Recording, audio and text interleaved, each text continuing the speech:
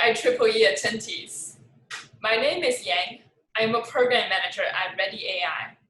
I'm really glad to be here to give you this virtual workshop on AI-powered robotics and project-based learning. Since you're here, you're probably interested in knowing more about artificial intelligence. This workshop is to give you a chance to experiment hands-on with real AI algorithms for speech recognition, generation, landmark-based navigation, path planning, and more.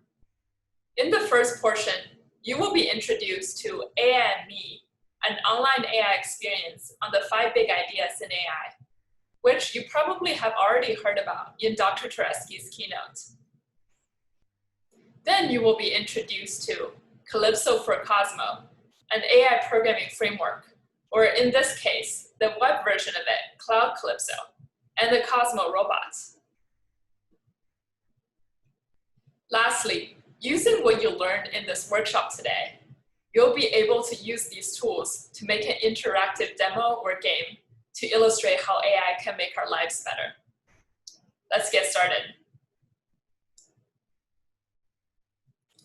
Due to the increasing need for remote instruction, I'll be showing you the web version of Calypso, called Cloud Calypso, which runs on a simulated robot in a simulated world, instead of on the real robot Cosmo.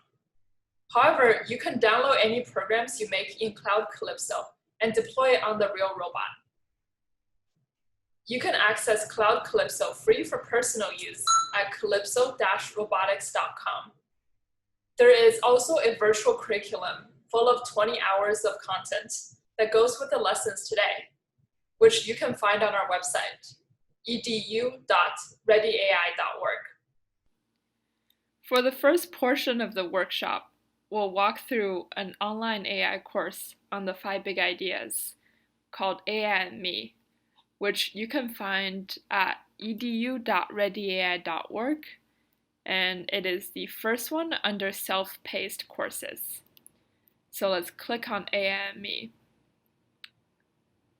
This course is your first introduction to artificial intelligence, either for young students and learners who are getting their first taste of AI, or even for adults who are trying to learn. And it's only an hour, and it covers each of the 5 big ideas. The lesson is structured into 6 portions with a welcome, and the rest of the 5 portions, one on each 5 big idea. Let's jump into perception. So I will be generally talking about the lesson here, since we only have 1 hour for the workshop video, but you should try this at home. For the first big idea, perception, which says computers perceive the world using sensors, we are drawing a parallel to how humans perceive emotions. When we're looking at another person's face, we're seeing their face and we're also perceiving how they're feeling. Let's jump to the second lesson, representation and reasoning. Agents maintain models and representations of the world and use them for reasoning. Here we're playing a game of guess the animal. If our zoo is getting a new animal, we don't know what kind of animal it is. We can take a guess, or we can have AI help us. And AI will be using a decision tree to figure out what new animal it is. And for our third lesson on machine learning, computers can learn from data. We're talking about data is all around us, and how we can tell a dog apart from other dogs. But how do computers do that? They use machine learning.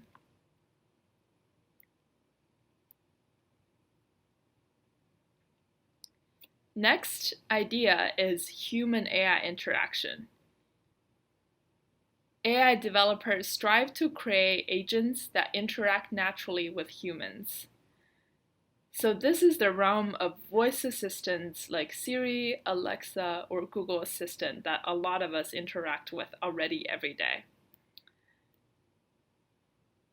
Here we're taking that apart to understand how computers really know what words mean. For example, if we have a British English slang, how will the computer understand what that means?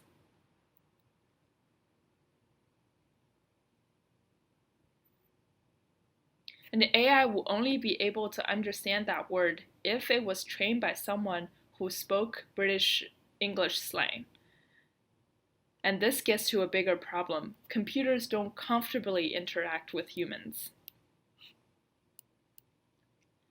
Last but not the least, the fifth big idea, which is societal impact. AI applications can impact society in positive and negative ways.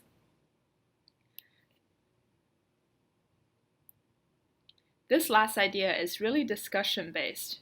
So we're taking an example of self-driving cars, and we're asking students, why do we need self-driving cars? First of all, is this a problem that AI can help us? After all, there are problems that are suitable for AI, and there are problems that are not.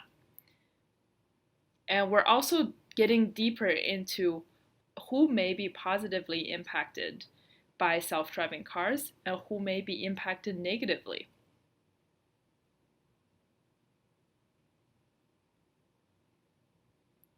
And what will be your role? Your skills and your voice are needed to shape our AI-powered world. And that's it. You completed your AI and Me course. Now on to AI programming in Calypso. So now we'll go to calypsorobotics.com. You can find the URL here. And the first thing we're going to do is we'll register for an account. So you'll go to Home, log in.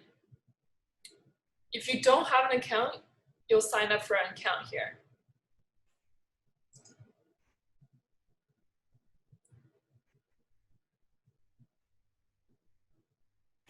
When we're logged in, we still see the same coding space, but on the bottom, you should no longer see the yellow text, guest mode. And when you click on Home again, you should be able to see log out, not log in. In Calypso, you'll do all your programming here. And notice the structure is always in when and do. We'll use the plus signs to add a tile, like this.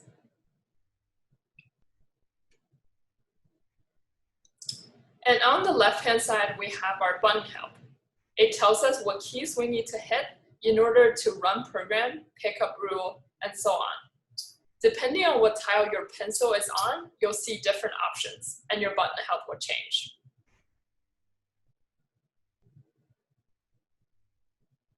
So now I will walk you through some basics in Calypso programming. On the when side, let's code, and you'll see that everything is in English, basically, and it's tile-based. So let's pick when C cube. So every time you want to add a new tile, you just click on that orange plus sign after when.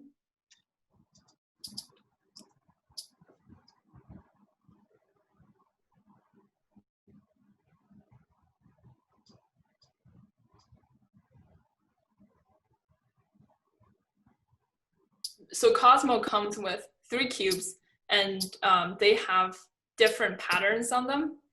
And you can think of the pattern kind of like a QR code. That's how the robot can figure out which one is which. So let's run this program now. So on my computer, which is a Mac, I'm gonna hit delete. It'll say that on the left-hand side. It might be backspace for you if you're on Windows.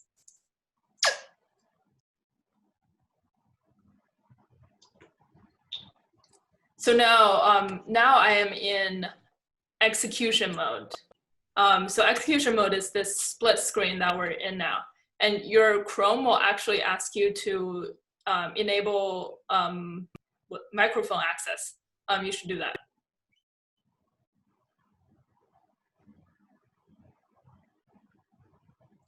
So in execution mode, you still see the rules. So So which is useful. On the right-hand side, you'll see the code running in your simulated world. So what we did was we told Cosmo, hey, look at one of the cubes.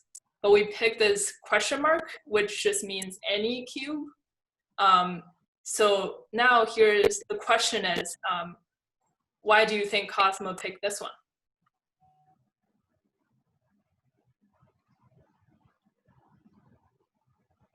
It was closest, maybe? Yep. So yeah, exactly. This one is closest. So we just discovered the first law of Calypso, which says each rule picks the closest matching object. So on the do side now, we'll do move toward it. So we'll just tell Cosmo to, hey, look at a cube, and then go toward it. If we run this program now, we'll see Cosmo is getting this cube. Oh, by the way, on the top, you see this orange text that's always changing. So this is the Google Speech API. So in Calypso, you're able to control the robot's behavior using voice commands. So I could, but more of a complex program, I could be, hey, Cosmo, go to cube 2, and Cosmo, go to cube 2. So that's what it's doing. It's just constantly on, even if you're not coding a voice command.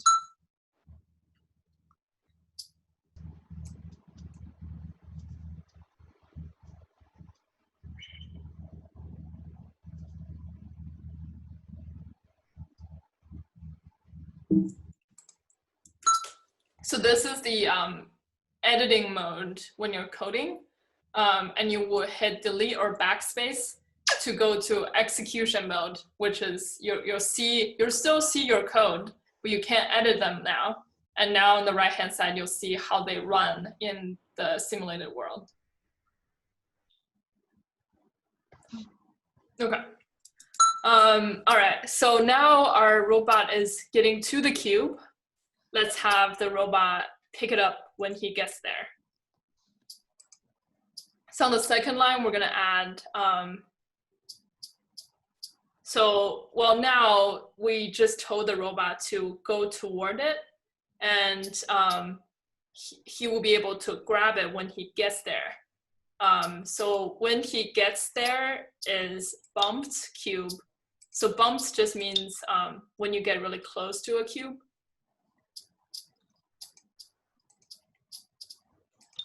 And then do grab it. So an easy mistake would be when C cube, do grab it, which is what we call the impatient rule. And so you actually can't grab it if you're far from it, right? So you actually have to move toward it, and when you get close enough, then you can grab it. So we can run this now. And you'll see here, okay, yeah, so the robot is trying to get to the second cube. How would you delete like a line if you accidentally put the wrong thing or something like that and you went to delete something? Good question. So to delete just a tile, you would do, if you're on Windows, you would do the DEL delete key. If you're on a Mac, you would do function delete, which requires students to find the FN function key. If I want to delete an entire line, I would right-click on the when of that line. Or if I want to delete a whole page, I can right-click on the number where it says that page.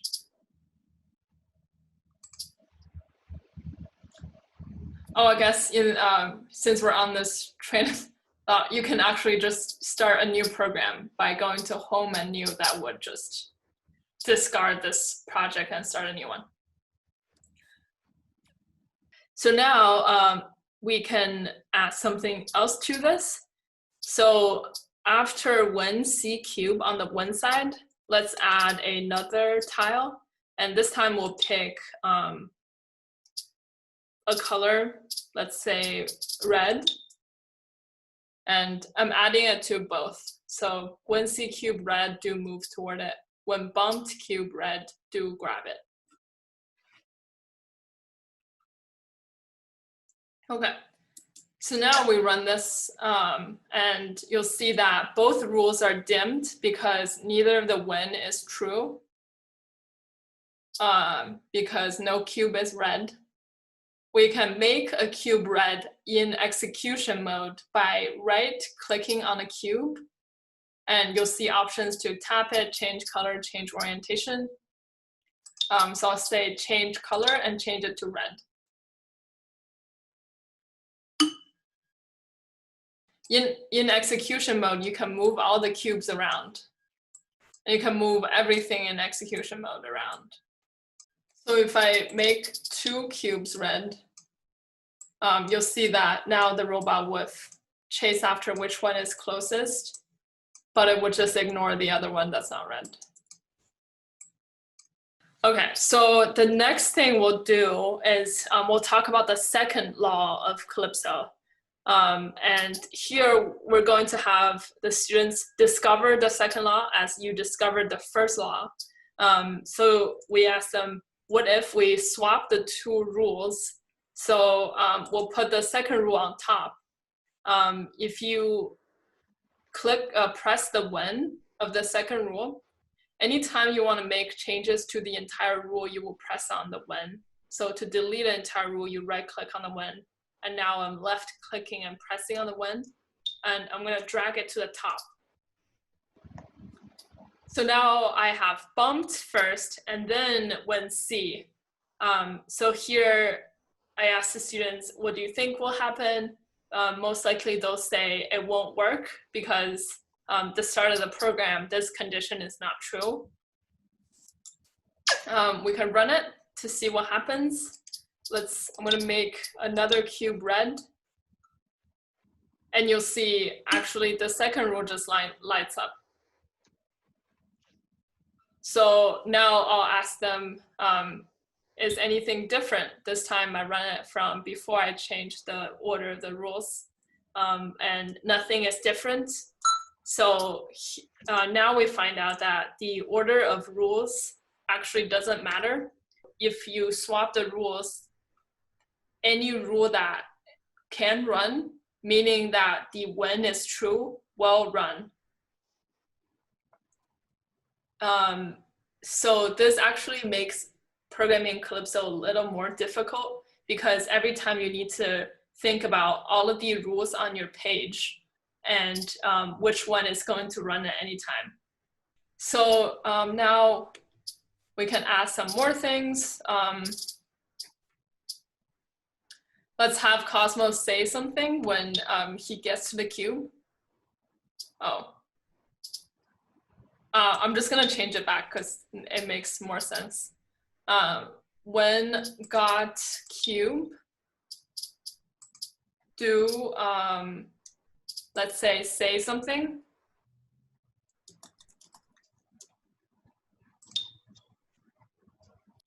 So I have when got cube, got meaning the robot actually grabbed it.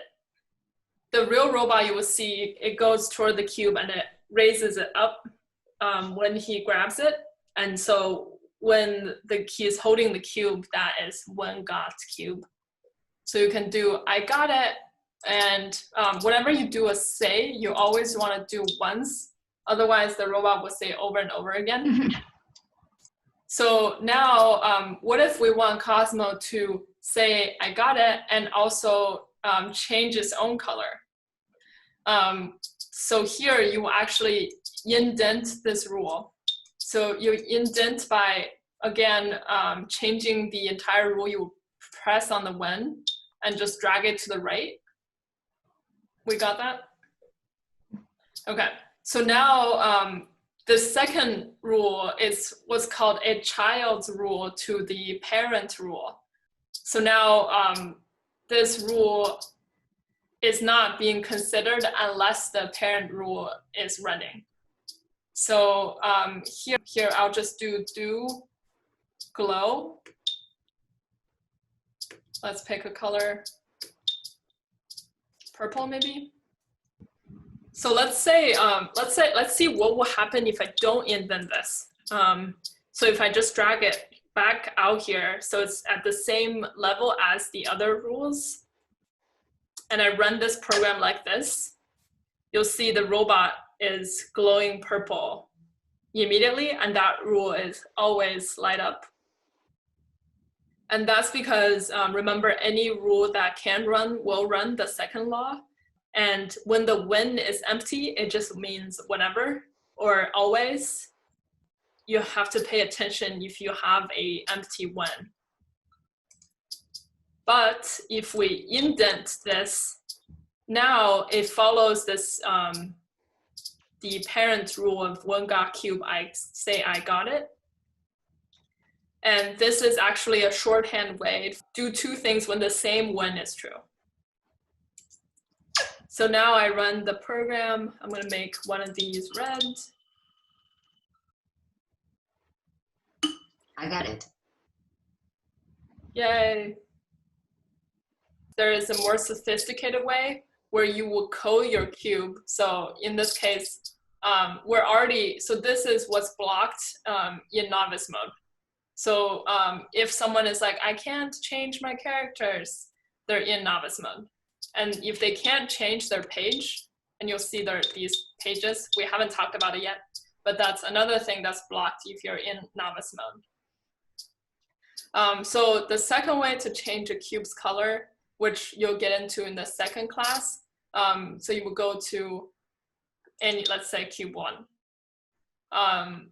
And now it shows us the character we're coding is cube 1, but the coding space actually looks the same. And again, you have pages is the same as the robot. If I want to make this cube turn red, I'll do glow red. And because I just want it to be red always, I can just leave the when empty. So now if I run this code, it'll be red. I got it.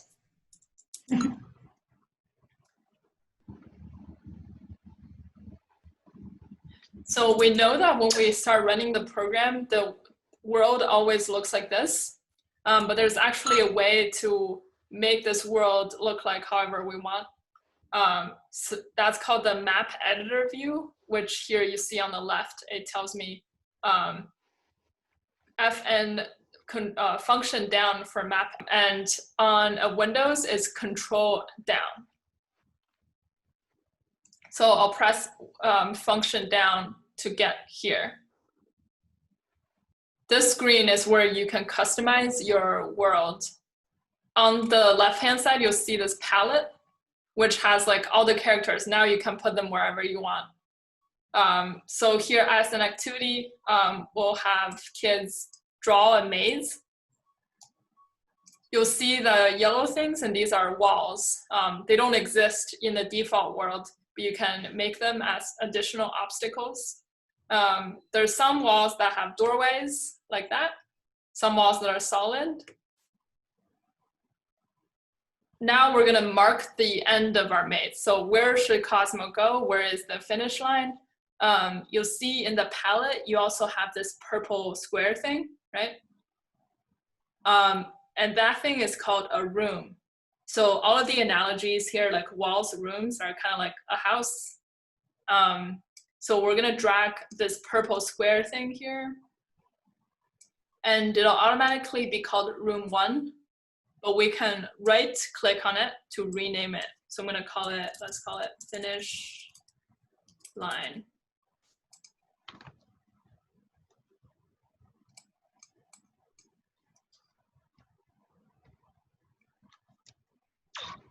And you can make any room bigger or smaller by just dragging around the corners. And you can change the orientation of any of the walls or sticks also by dragging on the corner. the walls will snap to each other either at a 180-degree angle or 90-degree angle.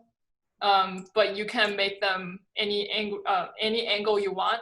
If you just make the opening like smaller than Cosmo's width, like, I don't know, like that. To delete a wall piece, you just drag it back to the palette and let go.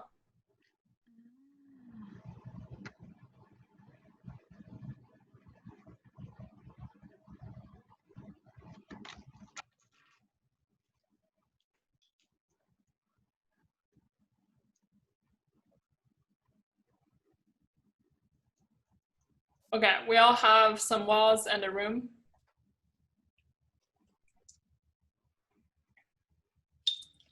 Cool. So when we're done with our maze, we can do the opposite. So I did function down to come to this view. So I'm going to do function up to go back.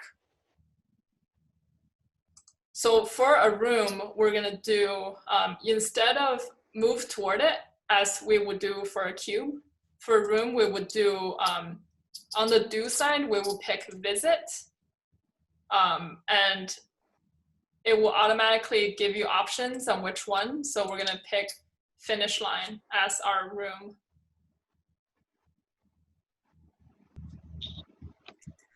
And on the next line, let's have Cosmo do something when he succeeds. So we'll do when visiting, and then same thing happens. So I pick my finish line, and then do say, I solved it. And then remember when we do say, we'll also pick once.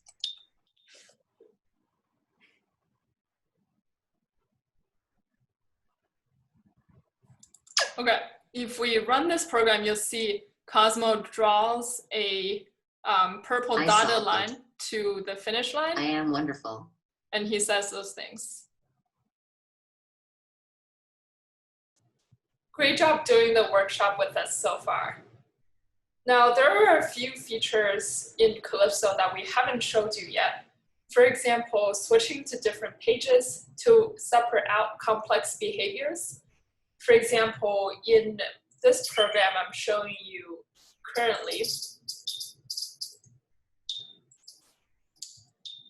we have two rooms, the kitchen and the grill, with two cubes in it. And since Cosmo will be going to both of these rooms based on different voice commands or different dishes I would like to eat, I want to separate them out onto different pages. So any actions related to the kitchen will be on page 2, and any actions related to the grill will be on page 3. So you can see AI programming in Calypso could scale up to pretty complex projects. And in this project, we can actually use our voice, using a voice command to tell Cosmo to go to places. So let's see this demo. What would you like to order? We have burgers or mac and cheese. Mac and cheese.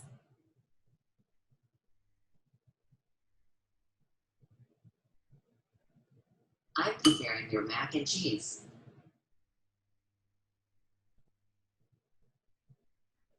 That was just a very simple exercise that we did in class.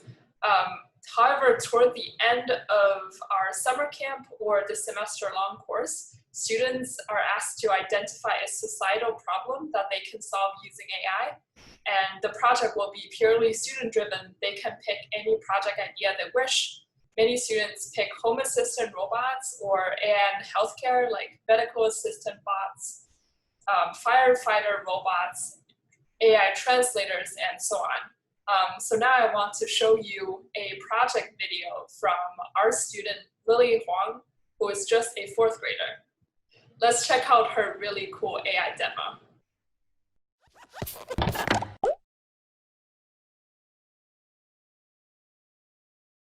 Hi, my name is Lily Huang, and today I'm going to show you my AI project on hotels. It is called Hotel Cosmo, and it uses speech recognition, cubes, and rooms. Here's my demonstration. Comes in. Welcome to Hotel Cosmo. How may I help you? I would like a room, please. Certainly, but first I will scan you for your ID. Scanning. Please wait. ID confirmed. Thank you. Your room number is room 3. Let me help you with your luggage.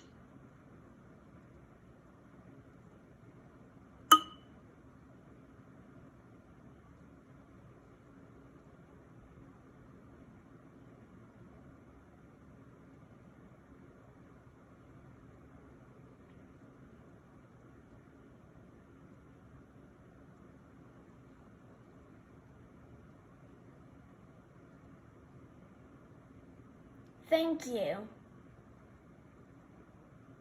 Here you go. Have a nice day.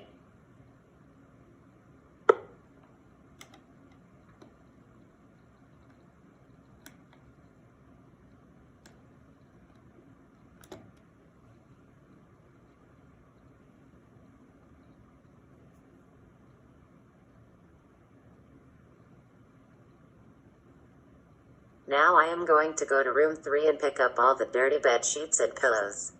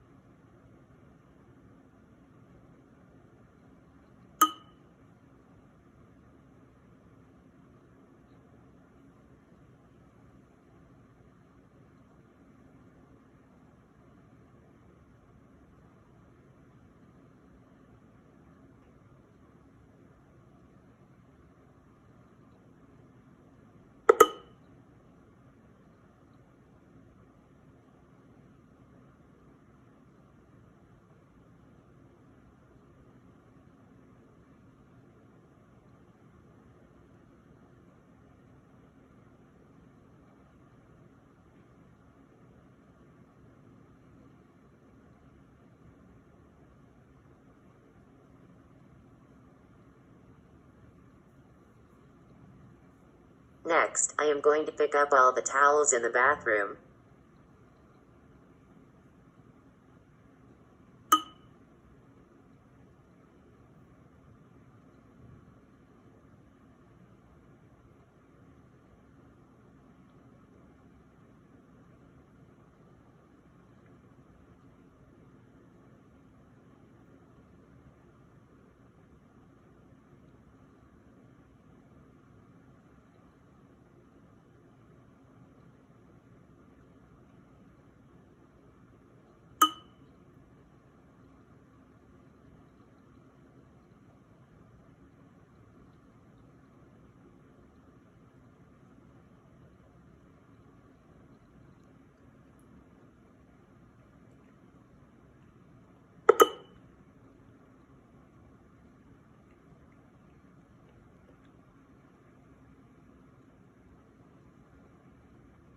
There, now I'm all done. Thank you for watching. I hope you have a nice day. Lily's project was done in a completely virtual summer camp. Using a project-based approach, she had a ton of fun learning more about programming while completing a project whose topic was a problem that she herself was interested in solving. You can, of course, run your code that you've done in Cloud Calypso on the real robot. And it's really fun with walls and rooms as physical locations on a set. Let me show you another project that ReadyAI has done. This time, this demo uses Cosmo as a self-driving car to navigate around Pittsburgh, avoid obstacles, and stop for pedestrians and traffic lights. This time with a physical design set to match the simulated world. This is what your project may look like running on a physical Cosmo. You'll also see cool features such as facial recognition.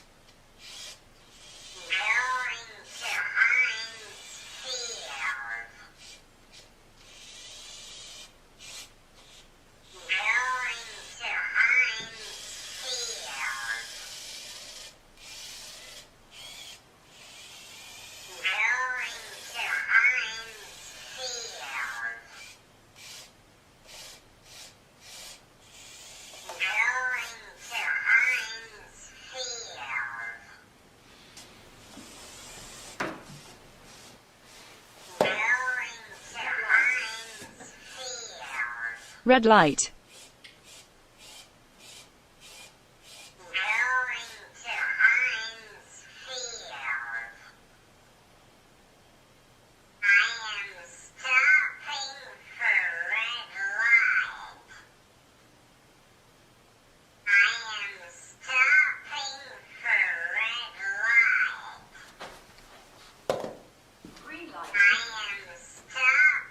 Green light.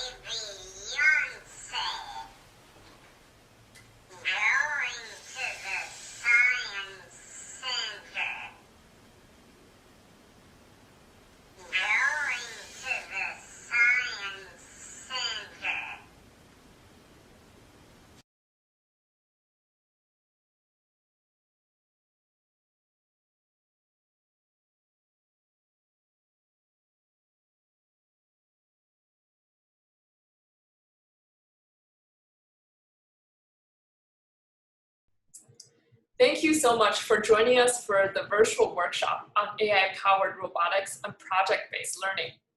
I'm Yang from ReadyAI.